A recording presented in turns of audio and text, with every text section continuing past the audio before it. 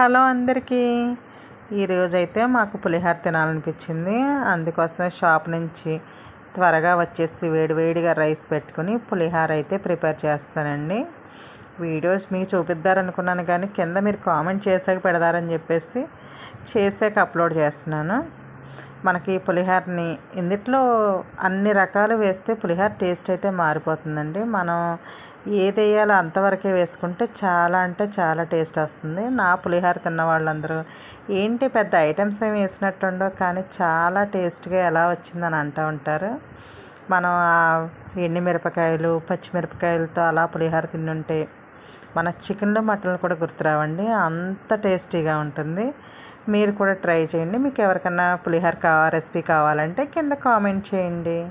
ఇంతవరకు మన ఛానల్ని ఎవరైనా సబ్స్క్రైబ్ చేసుకోకపోతే సబ్స్క్రైబ్ చేసుకోండి. మన ఛానల్